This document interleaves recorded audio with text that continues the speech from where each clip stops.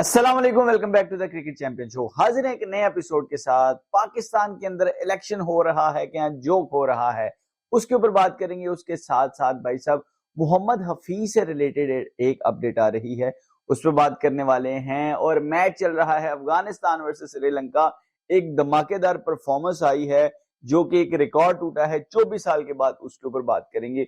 उसके साथ साथ मोहम्मद रिजवान ने एक बड़ी स्ट्रेंज सी यार स्टेटमेंट दी है, वो क्या है उस पर बात करेंगे। और पीएसएल से रिलेटेड बड़ी से बड़ी अपडेट आ रही है आज की इस वीडियो में। मैं सईद फैजान शाह आपके लिए लाता हूं क्रिकेट से रिलेटेड मजेदार किस्म का कंटेंट। आप दोस्तों से हमेशा छोटी सी रिक्वेस्ट करता हूं, चैनल को सब्सक्राइब कर दें और अगर फेसबुक पे देख रहे हैं तो पेज को फॉलो कर दें। भाई साहब सबसे पहले बात करते हैं पाकिस्तान के अंदर जो इलेक्शन चल रहे हैं। इलेक्शन है, आपको लगता है इलेक्शन है? यार मुझे तो लगता है ये इलेक्शन नहीं, मुझे तो लगता है कोई मजाक हो रहा है। आपको एक फिगर बताता हूं, 47 बिलियन पाकिस्तानी रुपीज लगे हैं इस इलेक्शन में। और अभी तक यानी कल रात 5 बजे की पोलिंग बंद हुई है, उसके बाद फैसले यानी आने थे। आज रात जब मैं ये वीडियो रिकॉर्ड कर रहा हूं यानी नेक्स्ट डे के 8:35 हो चुके हैं रात के, यानी 24 यानी 5 से 5 24 और 3 ऊपर तकरीबन 27.5 घंटे गुजरने के बाद अभी तक भी रिजल्ट अनाउंस नहीं हुआ। ये मेरी समझ से बाहर है भाई। एक तो अवाम का पैसा जाया हुआ, दूसरा अवाम का वक्त जाया हुआ। आप सोचें इतनी इतनी लंबी लाइनों में लग के लोग निकले हैं वोट डालने के लिए, अपना हक जो है उसको इस्तेमाल करने के लिए, लेकिन इतनी लंबी लाइनें। और उसके बाद ये है हमारे इलेक्शन कमीशन। अगर मैं आपको एक सादा सादा फिगर बता दूं, ये बंदे 5 साल सैलरीज लेते हैं, 5 साल के बाद एक इलेक्शन आता है, उसके रिजल्ट अनाउंस होने में ये सारा मसला है। देखो अगर एक टाइम पे पोलिंग बंद होगी ना, यकीन करें जितना भी बहुत बड़ा वोटर हो ना, लेट सपोज जो टर्न आउट है वो 3 लाख भी हो, तो यकीन करें 3 घंटे लगते नहीं है उस वोट की काउंटिंग करने में। और फिर आपको पता है प्रिंट आउट देना है, जो फॉर्म 45 है। अगर थोड़ा सा मैं आपको वो भी बताता चलूं, ये फॉर्म 45 ये होता है कि जिसके अंदर ये बताया जाता है कि टोटल वोट इतने कास्ट हुए हैं। ये टाइपिंग में है, ठीक है, ये प्रिंटेड फॉर्म में आता है, ठीक है। उसके अंदर ये लिखा होता है, फिर उसके अंदर बताया जाता है कि ये लोग थे। इसमें पहले नंबर पे जो फॉर एग्जांपल ये ए पार्टी आई है, इसके इस कैंडिडेट ने इतने वोट हासिल किए हैं। सेकंड नंबर पे ये वाली पार्टी का कैंडिडेट है, इसने इतने। ये फॉर्म 45 इसको कहा जाता है।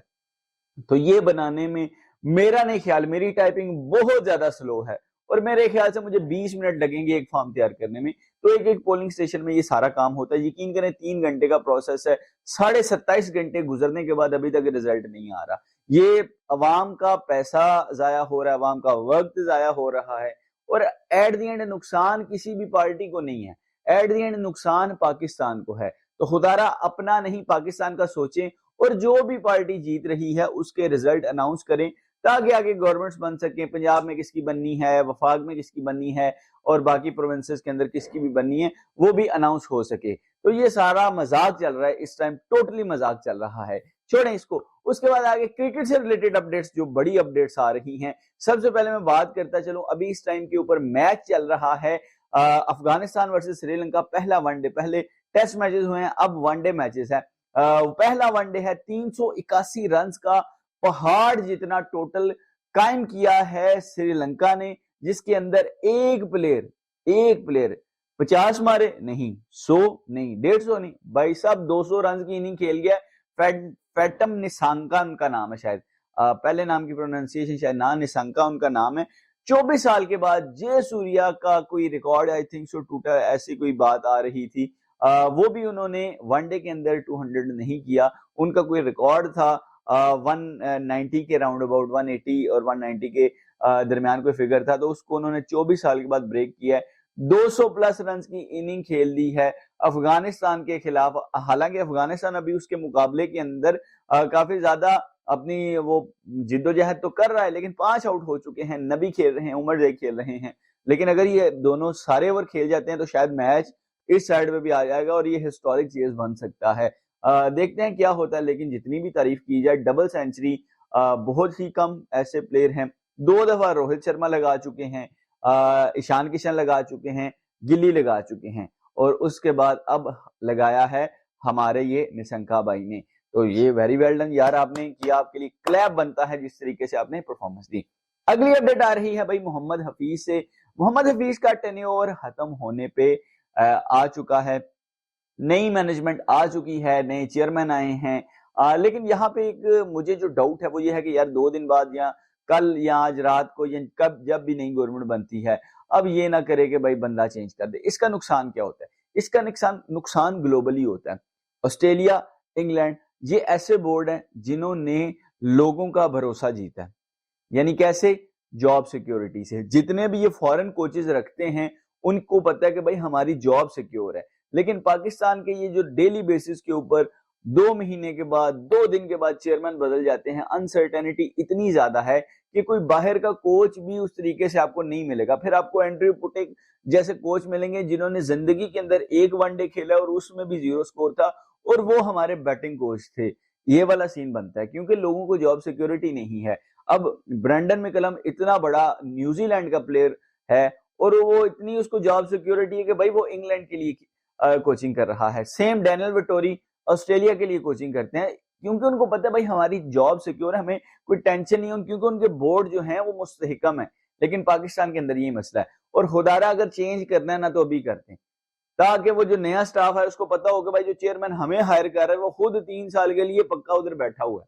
तो ये वाला सीन हो जाता है। तो मोहम्मद हफीज का भी टाइम तकरीबन खत्म हो रहा है। अब देखें कौन सा नया स्टाफ आने वाला है। और हाँ, जब ये पीएसएल चल रहा होगा, पीएसएल के दौरान ही जो 5 मैचेस की सीरीज है और फ्यूचर जो है इंग्लैंड जाना है, आयरलैंड जाना है, तो वहां के लिए कोचिंग स्टाफ भी जो है अनाउंस हो जाएगा। तो let's hope for the best के पाकिस्तान की क्रिकेट के लिए अच्छा ही हो। उसके बाद जो अगली अपडेट आ रही है वो अपडेट है पीएसएल से रिलेटेड। पीएसएल की भाई साहब इस दफा एक छोटी सी तकरीब, यानी एक तो ओपनिंग सेरेमनी होती है, ये ओपनिंग सेरेमनी से पहले ही एक रूनुमाई है ट्रॉफी की, और जिसके अंदर आई थिंक अभी तक गाना बन चुका है, रिकॉर्ड हो चुका है, पिछली वीडियो में बताया था, वीडियो भी नहीं बनी और उसको रिलीज नहीं किया गया। तो वो रिलीज भी आई थिंक 13 फरवरी को किया जाएगा। एक सेरेमनी है, उस सेरेमनी के अंदर ट्रॉफी की रूनुमाई है, और मे बी ये ओपनिंग हो, लेकिन अभी तक जो अपडेट्स आ रही हैं कि ओपनिंग सेरेमनी अलहदा से होगी, ये एक ट्रॉफी की रूनुमाई है। तो ये भी एक पीएसएल से रिलेटेड बड़ी खबर है। उसके बाद जो अगली अपडेट है वो मोहम्मद रिजवान ने एक स्टेटमेंट दी है। मुझे उसकी इतनी समझ नहीं आई। वो ये समझ में नहीं आई क्योंकि उन्होंने बात की कि जब प्लेयर अपनी एवरेज के लिए खेलता है तो उससे परफॉर्म नहीं होता, लेकिन अगर वो मुल्क के लिए, लेट्स सपोज वो कहता है पाकिस्तानी प्लेयर है, पाकिस्तान के लिए खेलोगे, पाकिस्तान को मैच जितवाने की करोगे, ऑटोमेटिकली एवरेजेस ऊपर जाएंगी। यानी आप विराट कोहली को देख लें, वो इंडिया के लिए खेलते हैं और उनकी एवरेज ऑटोमेटिकली ऊपर चली जाती है। हालांकि कई दफा रिजवान भाई, नो हेट टू रिजवान, मैं उनका फैन भी हूं, लेकिन कई दफा रिजवान भाई ने सेल्फिश इनिंग्स खेली हैं और जिसका हुमियाजा पाकिस्तान को भुगतना पड़ा है मैच हारने की सूरत में। एशिया कप अगर आपको याद हो, जो T20 वाला फॉर्मेट था जिसमें पाकिस्तान ने इंडिया को हराया भी था लीग स्टेज के अंदर, सुपर 4 के अंदर आके, तो उसमें पाकिस्तान और श्रीलंका का फाइनल था। रिजवान ओपन आए थे और जब वो आउट हुए तकरीबन 17वें ओवर में 16 पॉइंट समथिंग 16.3 या 4 बॉल्स पे वो आउट हुए हैं। उस टाइम जो एवरेज रिक्वायर्ड रन रेट था वो 18 पे जा चुका था। तो ये वाला सीन, तो कभी कभी सेल्फिश इनिंग खेल देते हैं। जो आप बोलते हैं और जो आप करते हैं उसमें जो है वो कहते हैं सिमिलैरिटी होनी चाहिए, मुतजाद नहीं होना चाहिए कि आप बोल कुछ रहे हैं करते आप कुछ हैं, तो ये फिर वापस आ जाती हैं बातें। तो खैर ये आज के दिन की अपडेट्स थी। उम्मीद करता हूँ आपको आज के दिन की क्रिकेट अपडेट्स और इलेक्शन से रिलेटेड न्यूज पसंद आई होंगी। अगर ऐसे क्रिकेट से रिलेटेड कंटेंट देखना है तो भाई के चैनल को सब्सक्राइब कर लें। फेसबुक पे देख रहे हैं तो पेज को फॉलो कर लीजिएगा। अपना बहुत सारा ख्याल रखिएगा, अपने इस भाई को अपनी प्रार्थनाओं में, अपनी दुआओं में याद रखिएगा। अगली वीडियो तक के लिए अल्लाह हाफिज।